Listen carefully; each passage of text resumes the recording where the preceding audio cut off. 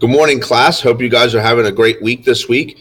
I want to apologize for the lateness of my video. I was a little under the weather earlier this week and unable to sit down and actually do a video with this week's information on muscular strength and endurance.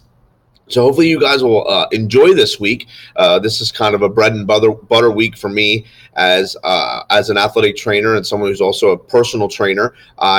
This is something that's very important to me as far as um, working with athletes, working with clients in terms of helping them lose weight. One of the nice things about muscle strength and endurance is muscles use a lot of calories to be able to function properly. So individuals who incorporate some type of resistance training, be it for strength or endurance, into their workout, you have a little bit easier time losing weight. So if you're one of those individuals who are having some difficulty with that, it's important to remember that adding just a couple resistance training exercises to your workout can be a benefit. It doesn't have to be a lot, just a couple here and there. So, and hopefully this week's discussion will bring that into light. So a couple things I could spend the entire time discussing just the aspects of the muscle. I just covered this with some of my high school students, and we spent about 3 days on just the aspect of the muscle and how muscles actually work. But I'm not going to bore you with that information. But if it's something you are interested in, the book does do a very nice job describing the breakdown of muscle and the parts of the muscle that we need to focus on. So what we're going to focus on this week mostly is the difference between muscle strength and muscle endurance. Okay, so that's something that I really want you to focus on, and how we can incorporate both of those types of workouts into using the FIT principle. Okay, so that's something that I want you, that's really the only thing I want you to focus on. And the biggest difference is the number of sets we do and the number of repetitions within those sets. So if we look at the term repetition, the number of times an exercise is performed during one set, that's on page 98 in your book. And that's the number of repetitions we do per set is what's going to give us the either the strength component of a workout or the endurance component of a workout. I think it's important to mention at this point that endurance can also be used if you've ever heard someone use, I just want to tone. I want to tone up. Okay, well, that's kind of what endurance and kind of tone can be used interchangeably. Tone is a very layman's term. Endurance is more of a the actually what's happening. So that's something to consider in mind. Okay, so the biggest thing is when you're doing any type of strength exercise, be it or a muscular exercise, be it strength or endurance, I cannot stress the importance of making sure that you are doing that body part through the entire range of motion.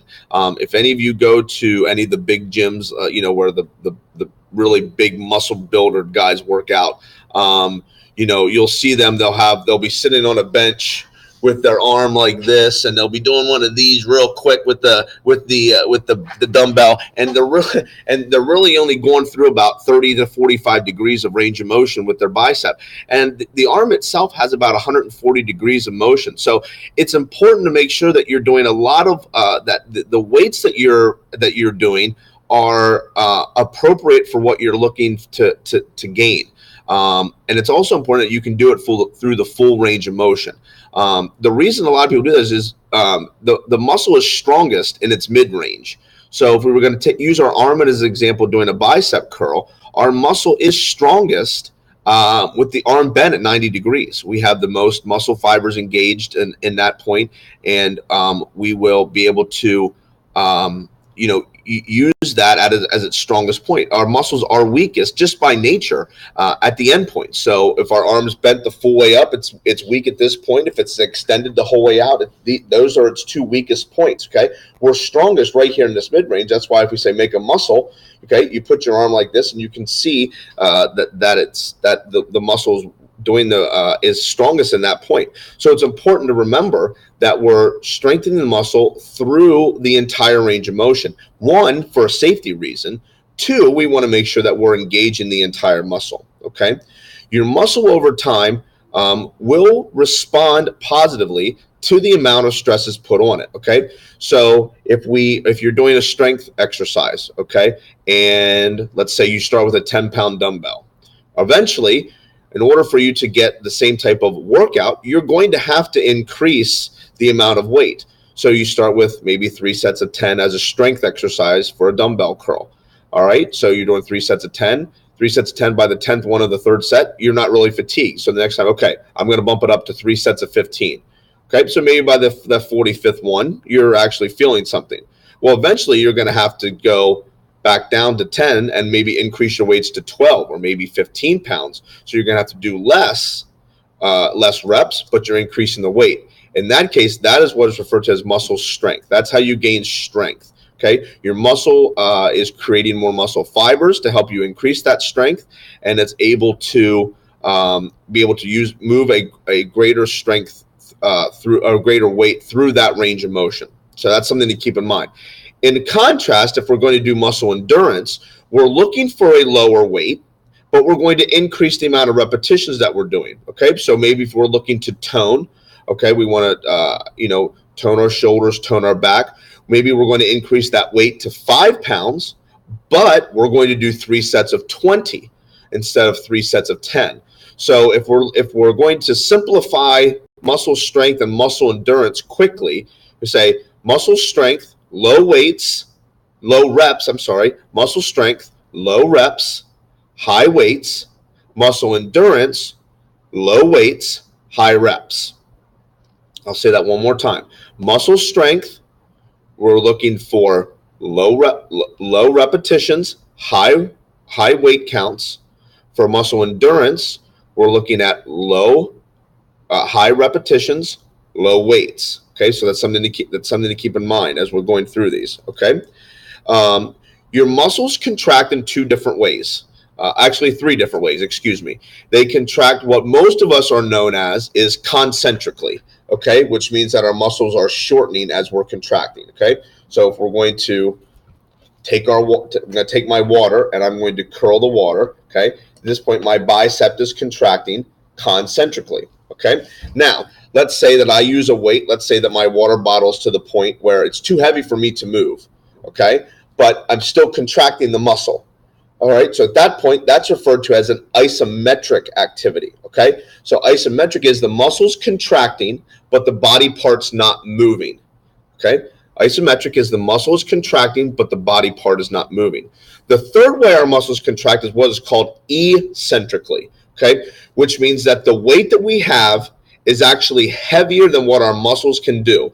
Okay, so if let's say we can concentrically curl a 20-pound dumbbell without a problem. Okay, let's say we isometrically have to contract. We isometrically use a 30-pound dumbbell. However, if we were going to put a 40-pound dumbbell on our hands, we couldn't hold it. It would actually be elongating the muscle through a contraction. That is called eccentric muscle contractions. You can find those on page 101 in your books under the 2 types. There are 2 kinds of dynamic muscle contractions, concentric and eccentric. Okay, so that's something to keep in mind as well. One of the nice things that I really like about our book is that it gives you a lot of ideas as far as what exercises are, being able to do things at home, being able to create additional workouts. So for you to be able to do at home. So if you have the book, chapter 4, page 110, it runs you through a bunch of exercises and shows you some exercises. Some might require weights, some might not, that you can actually do at home.